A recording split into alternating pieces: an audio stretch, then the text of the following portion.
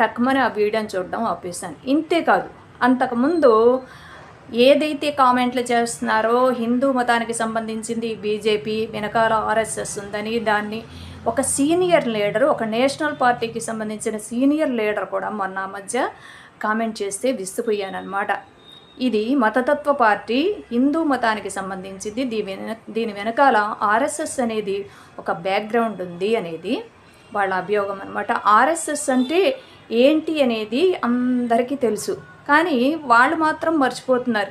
ఈ హిందూ మతం అనేది కానీ ఆర్ఎస్ఎస్ అనేవి కానీ ఏ మాత్రము అంతకు ఎన్నో వేల సంవత్సరాల క్రిందట పుట్టిన హిందూ మతాన్ని కానీ ఈ దేశంలో ఉన్న పౌరుల భావజాలాన్ని కానీ మార్చలేరు. ఆర్ఎస్ఎస్ అనేది కేవలం దేశభక్తికి సంబంధించిన సంస్థ. దాన్ని తీసుకొచ్చి హిందూ మతానికి అంటగట్టేసి బీజేపీ గవర్నమెంట్ ఉంది కాబట్టి ఆర్ఎస్ఎస్ ఇన్ఫ్లుయెన్స్ ఉంది, ఈ ఆర్ఎస్ఎస్ని నిర్మూలించాలి అంటే వాళ్ళ ఉద్దేశం ఏంటో. ఆర్ఎస్ఎస్ అంటే ఒక తీవ్రవాద మత సంస్థలాగా ఏమైనా అభియోగాలు ఉన్నాయా? ఎక్కడైనా బాంబులు వేసారా? మతానికి సంబంధించి బాంబులు వేసారా? ఎవరి మీదైనా మతాన్ని కాపాడుకోవడానికి కోసం దేశంలో ఏమైనా వాళ్ళు మీరు ఇలాగే బతకాలి, ఇలాగే సంచరించాలి అని ఒక నిషేధాజ్ఞలు ఏమైనా జారీ చేశారా? లేదు కదా. మా పౌరులందరూ మేము స్వేచ్ఛగా మాకు నచ్చిన డ్రెస్సులు వేసుకుంటున్నాము, నచ్చిన వృత్తుల్లో ఉంటున్నాము, నచ్చినట్లు బిహేవ్ చేస్తున్నాం కదా. మరి ఆర్ఎస్ఎస్ని నిర్మూలించాలి అని అన్నారు. కేవలము ఇట్లాంటి మాటల వల్ల మాత్రమే ఎంతో ప్రజాదరణ. అంతకుముందు లీడర్లు చాలా గొప్పగా ఉన్నారు, వాళ్ళతో ఇప్పుడున్న ప్రస్తుత ప్రధానమంత్రి పోలర్ అన్నారు కదా. కేవలం ఇట్లాంటి డైలాగ్స్ వల్ల మాత్రమే ఆ పార్టీ పతనం అయిపోయింది.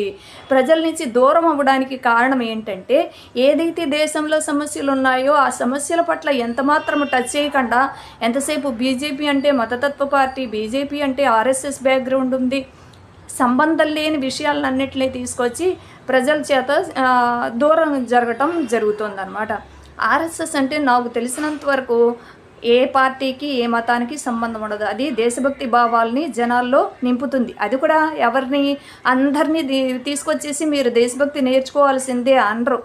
ఎవరైతే ఇష్టపూర్వకంగా దేశం పట్ల దేశానికి ఏదైనా చేయాలనుకుంటారో అట్లాంటి వాళ్ళందరినీ పిలిచి రండ్రా బాబు మాకు సహాయం చేయండి, మీకు జీవనోపాధిలాగా మేము కల్పిస్తాము, మీకు నచ్చినట్లు మీరు దేశభక్తి సోషల్ సర్వీస్ చేసుకోవచ్చు మా సంస్థ ద్వారా అని పిలిచి వాళ్ళు ఆ రకంగా తీర్చిదిద్దడం జరుగుతుంది. దానివల్ల ఎవరికైనా కష్ట నష్టాలు ఉన్నాయా, వాళ్ళు ఏమైనా మత సంస్థ లేకపోతే వాళ్ళు దేశ విదేశాలు ఏమైనా అరాచక అసాంఘిక పనులు ఏమైనా చేశారా?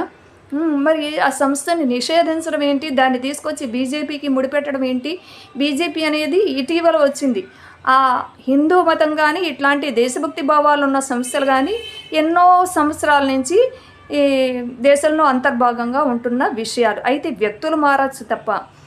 కనుక ఏదైనా ప్రజలకి మేలు చేయాలి అని అంటే ఒక పార్టీకి సంబంధించిన మతం మీద పడి ఆడవకూడదు, బ్యాక్గ్రౌండ్ మీద పడి ఆడవకూడదు.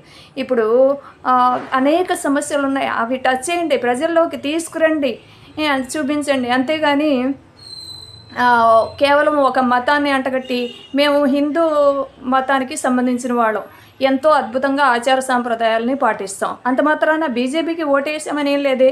మొన్న ఎన్నికల్లో మేము బీజేపీకి ఓటేయకుండా ప్రాంతీయ పార్టీలకు మాత్రమే ఓటేసాం. అది అంటే జనాలందరినీ ఇన్ఫ్లుయెన్స్ చేసేస్తుంది బీజేపీ పార్టీ, మతాన్ని మాత్రమే దేశంలో నింపుతుంది.